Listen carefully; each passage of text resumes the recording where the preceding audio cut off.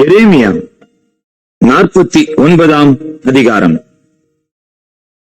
அம்மோன் புத்திரரை குறித்து கர்த்தர் சொல்லுகிறது என்னவென்றால், இஸ்ரவேலுக்கு குமாரர் இல்லையோ, அவனுக்கு சுதந்திரவாளி இல்லையோ, அவர்கள் ராஜா காத் தேசத்தை சுதந்திரித்துக் கொண்டு அதன் ஜனம் இவன் பட்டணங்களில் குடியிருப்பானேன்.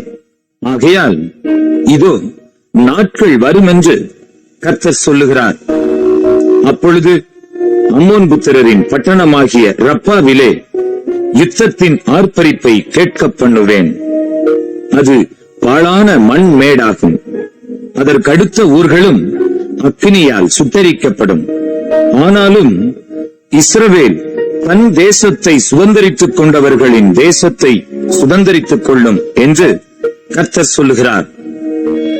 எஸ்போனே அலறு, ஆயி பாழாக்கப்பட்டது. ரப்பாவின் குமாரத்திகளே ஓலமிடுங்கள். இரட்டை உடுத்திக் கொண்டு புலம்பி வேலிகளில் சுற்றித் திரியுங்கள்.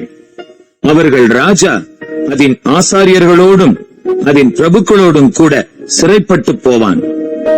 எனக்கு விரோதமாய் வருகிறவன் யார் என்று சொல்லி உன் செல்வத்தை நம்பின சீர்கெட்ட குமாரத்தியே, நீ பள்ளத்தாக்குகளை பற்றி பெருமை பாராட்டுவானேன்? உன் பள்ளத்தாக்கு கரைந்து போகிறது. இதோ உன் சுற்றுப்புறத்தார் எல்லாராலும் உன்மேல் திகிலை வரப்பண்ணுவேன் என்று சேனைகளின் கர்த்தராகிய ஆண்டவர் சொல்லுகிறார். நீங்கள் அவரவர் தம் தம் முன் இருக்கும் வழியே ஓட துரத்தப்படுவீர்கள். வலசை வாங்கி ஓடுகிறவர்களை சேர்ப்பார் ஒருவரும் இல்லை. அதற்கு பின்பு அம்மோன் புத்திரருடைய சிறையிருப்பை திருப்புவேன் என்று கர்த்தர் சொல்லுகிறார்.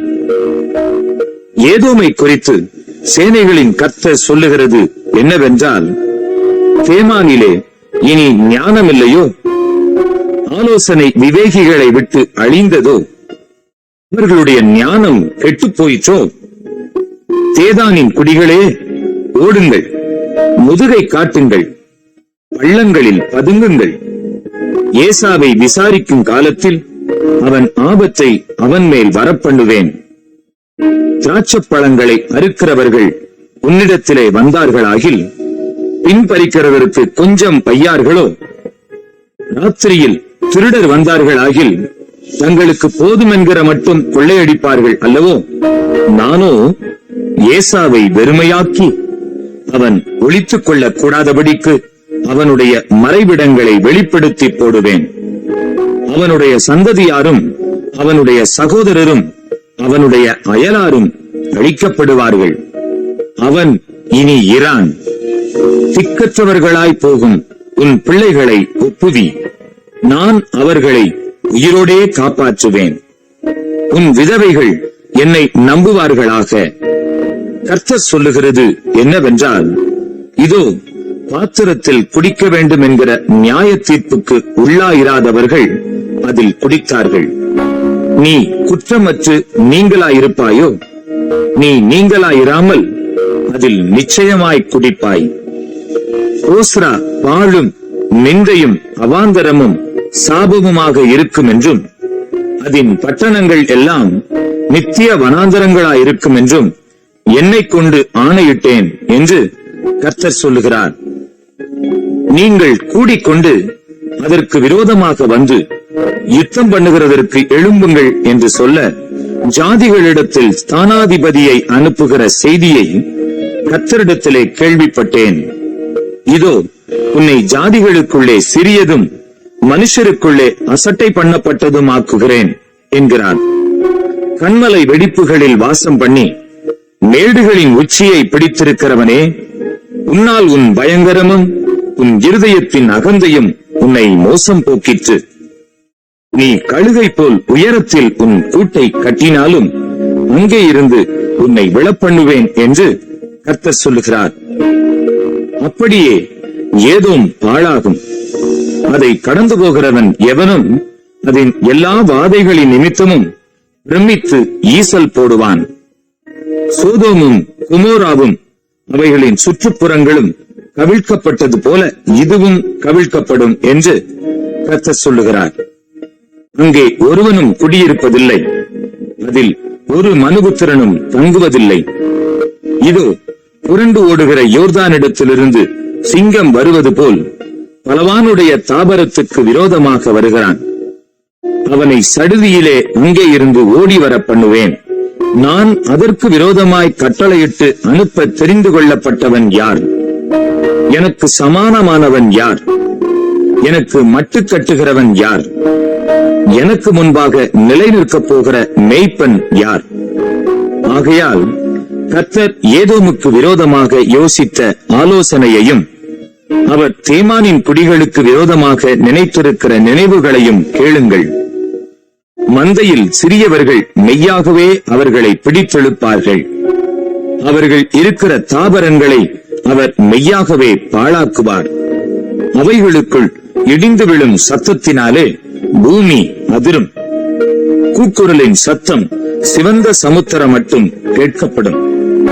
இதோ ஒருவன் கழுகை போல எழும்பி பறந்து வந்து தன் செட்டைகளை போஸ்ராவின் மேல் விரிப்பான். அந்நாளிலே ஏதோமுடைய பராக்கிரமசாலிகளின் இருதயம் பிரசவ வேதனைப்படுகிற ஸ்திரீயின் இருதயம் போல இருக்கும் என்கிறார். தமஸ்குவை குறித்து சொல்வது, ஆமாத்தும் அர்பாத்தும் கலங்குகிறது. பொல்லாத செய்தியை அவர்கள் கேட்டபடியினால் கரைந்து போகிறார்கள். சமுத்திரத்தோரமாய் சஞ்சலம் உண்டு, அதற்கு அமைதல் இல்லை. தமஸ்கு தளர்ந்து போம், புறங்காட்டி ஓடிப்போம். திகில் அதை பிடித்தது.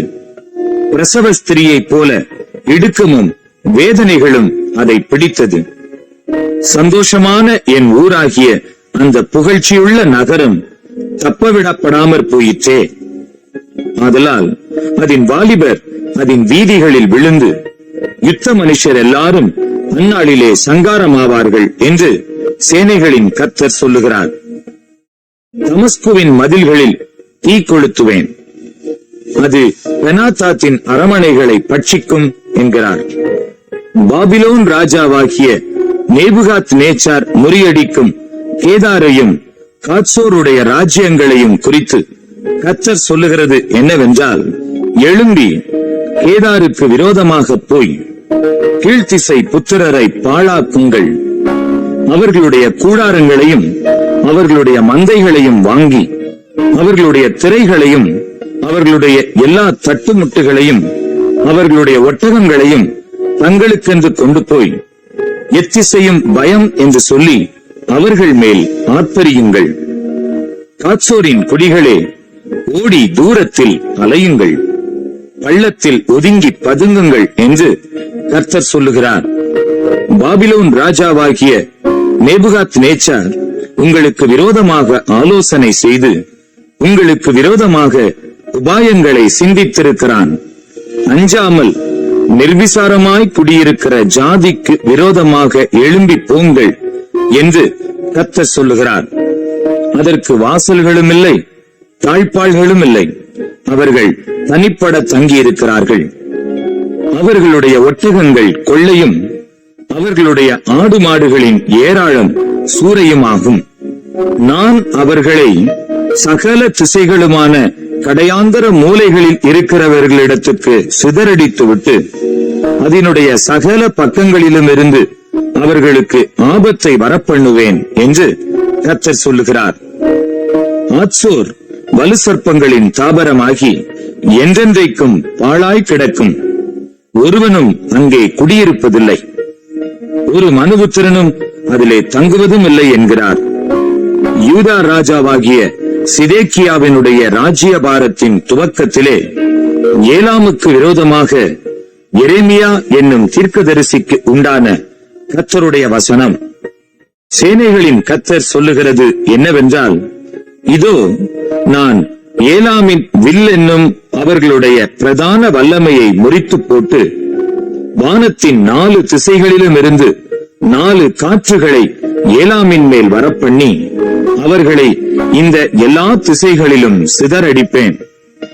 ஏலாம் தேசத்திலிருந்து துரத்துண்டவர்கள் சகல ஜாதிகளிலும் சிதறப்படுவார்கள். நான் ஏலாமியரை அவர்கள் சத்துருக்களுக்கு முன்பாகவும் அவர்கள் பிராணனை வாங்க தேடுகிறவர்களுக்கு முன்பாகவும் கலங்க பண்ணி என் கோபத்தின் உக்கிரமாகிய தீங்கை அவர்கள் மேல் வரப்பண்ணுவேன் என்று கர்த்தர் சொல்லுகிறார். நான் அவர்களை நிர்மூலமாக்கு மட்டும் பட்டயத்தை அவர்களுக்கு பின்னாக அனுப்பி என் சிங்காசனத்தை ஏலாமிலே வைத்து அங்கே இருந்து ராஜாவையும் பிரபுக்களையும் அழித்து போடுவேன் என்று கர்த்தர் சொல்லுகிறார். ஆனாலும் கடைசி நாட்களிலே நான் ஏலாமின் சிறையிருப்பை திருப்புவேன் என்று கர்த்தர் சொல்லுகிறார்.